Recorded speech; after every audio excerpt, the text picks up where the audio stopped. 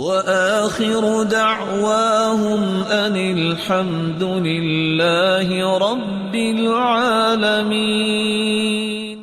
بعض دفعہ ایک کلمہ، ایک دعا، ایک پہلو اخلاص کے ساتھ انسان کرتا ہے اور ایک نہیں سینکڑوں لوگوں کی زندگیاں تبدیل ہو جاتی ہیں۔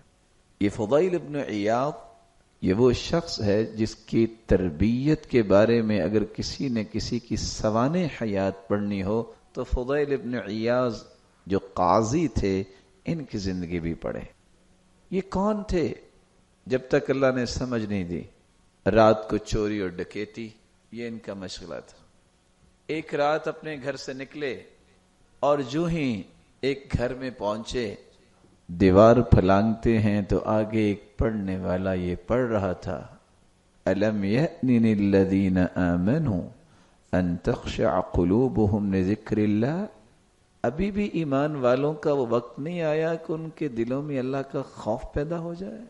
وَمَا نَزَلَ مِنَ الْحَقِّ، جب یہ آیت سنی اس قاری قرآن کی جو تہجد پڑھ رہا تھا، رک گئے اور وہ رو رہا تھا اور پڑھ رہا تھا۔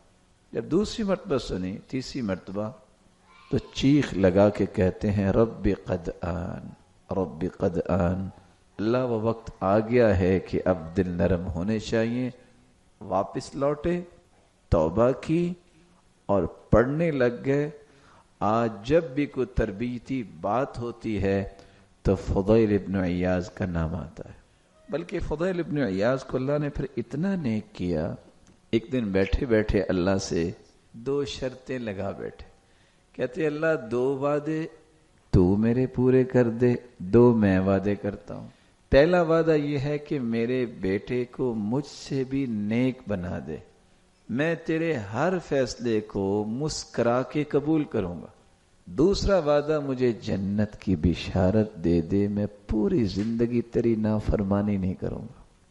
ہوا یہ، ادھر دعا کی، صبح تہجد کے لیے اٹھے، دیکھا کہ بیٹا پہلے تہجد پڑھ رہا ہے، وہاں ہی سجدے میں گر گئے۔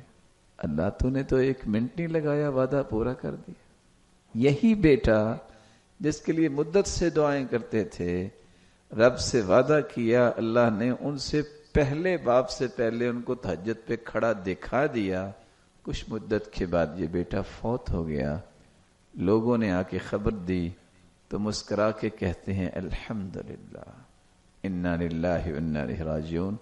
لوگوں نے کہا اتنا نیک بیٹا فوت ہو گیا اور آپ کو پرواہ ہی نہیں ہوئی؟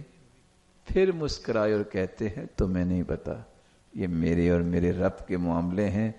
جب اس نے دیر نہیں لگائی میرا وعدہ پورا کرنے کے لیے تو یہ تو پہلا ہی فیصلہ تھا، تو میں نے بھی اس کو مسکرا کے ہی قبول کرنا تھا۔ میں تو اب دوسرے وعدے پہ جا رہا ہوں، کب مجھے اللہ کی طرف سے یہ خوشخبری مل جائے کہ تم جنتی ہو، میں نے زندگی بھر اللہ کی نافرمانی نہیں کرنی۔